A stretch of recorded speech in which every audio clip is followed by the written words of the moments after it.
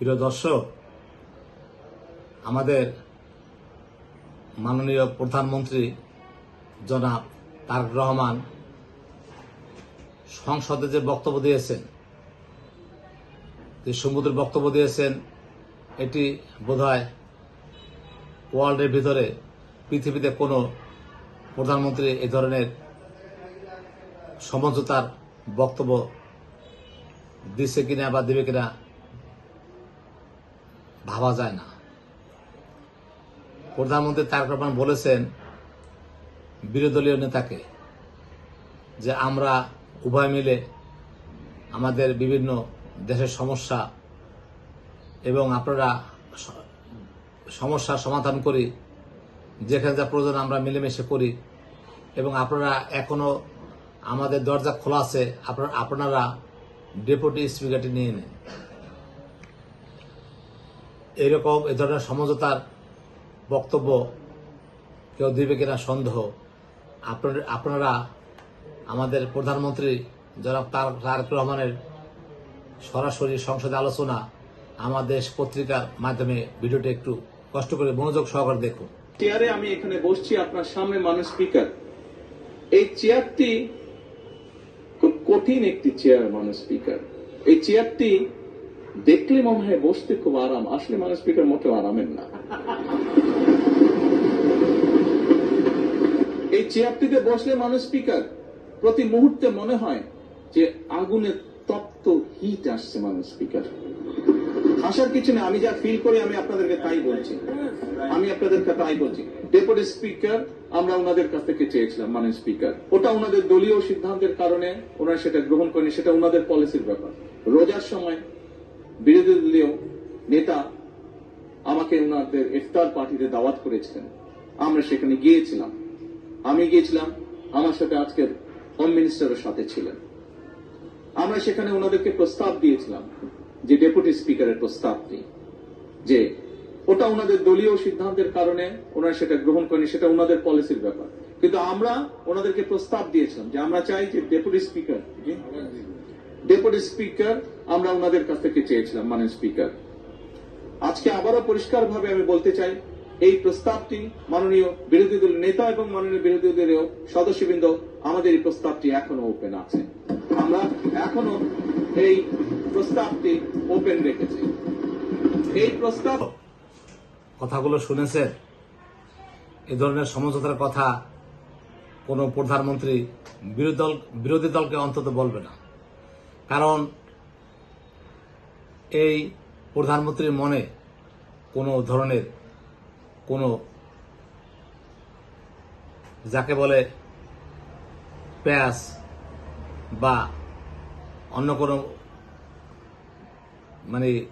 চালাকি এগুলো নেই, সহজ বাংলা। কারণ উনি সহজ সরল একজন লোক, ইনোসেন্ট ব্যক্তি। বাবা যেমন ছিলেন, মা যেমন ছিলেন, ঠিক সন্তানটি তেমনই হয়েছে। এখন উচিত আমাদের বিরোধী দলে যারা আছেন তাদের সবকিছু ভুলে গিয়ে আমাদের দেশটাকে সুন্দরভাবে গঠন করার জন্য, সুসংহত করার জন্য, আমাদের নিত্য প্রয়োজনীয় দাম সঠিক পর্যায়ে রাখার জন্য, কৃষি পণ্য, সার, বীজ যেভাবে কৃষক পায়, কৃষকের যে হাওয়ারে প্রভূত ক্ষতি সাধিত হয়েছে, এই ধরনের ক্ষতি সাধন থেকে যাতে কৃষকরা একটু বেঁচে উঠতে পারে, এজন্য উচিত আমাদের প্রধানমন্ত্রী তারেক রহমানের সাথে মিলেমিশে বিরোধী দলীয় যারা এমপি মহোদয় এবং অন্যান্য নেতৃবর্গ আছে, সবাই মিলে আমার দেশটিকে একটু সুন্দর করুন। এই সুযোগ আর আসবে না, এই মহতে উদ্যোগ আর আসবে না। যে একদিন লন্ডনে বসে বলেছিল যে আমার হাতে কিছু নেই, আমার হাতে কিছু নেই, আমাকে অনুমতি দিলে আমি দেশে আসতে পারি, সেই তারেক রহমান প্রধানমন্ত্রী আজকে সে সগৌরবে এবং স্বাধীন চিন্তা মনে সে বলতেছেন যে আপনারা আমাদের সাথে আসুন, আমরা দেশটিকে সুন্দর করি। এর চেয়ে মহতে উদ্যোগ কোনো প্রধানমন্ত্রী বলবে না। মহৎ উদ্যোগের কথা, যাতে এখন উচিত সব ভেদাভেদ ভুলে তারেক রহমানকে শক্তিশালী করে, তার হাতকে শক্তিশালী করে যাতে দেশের অবস্থা ভালো করতে পারে, এই আমাদের প্রত্যাশা। ওদিক দিয়ে কি করেছে, এই বক্তব্যের পরে ভারত সরকার তার সীমান্তে রাসেল ভাইপার এবং কুমির ছেড়ে দিয়েছে, যাতে তাদের দেশে কোনো আমাদের আন্দোলনকারী লোক, কোনো চোরাগুত্তা হামলা বা কোনো লোকজন অবৈধভাবে প্রবেশ করতে না পারে। এবং এই রাসেল ভাইপার কিন্তু এই গত শেখ হাসিনা আমলে এসেছিল দেশকে একটা অসন্তুষ্ট তৈরি করার জন্য। সে অশান্তি আবার এমনকি তৈরি হয়ে যেতে পারে।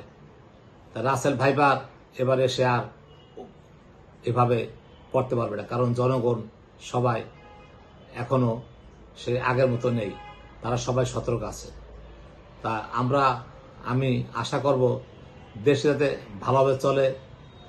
তারেক রহমানের যে বক্তব্যটি কোট করে বর্তমানের বিরোধী দল যারা আছেন তারা উভয় মিলে দেশে শান্তি শৃঙ্খলা, মানুষের হাহাকার, মানুষের অভাব, মানুষের ব্যবসা বাণিজ্য যাতে ভালো হয় সেই ব্যবস্থা করতে পারে।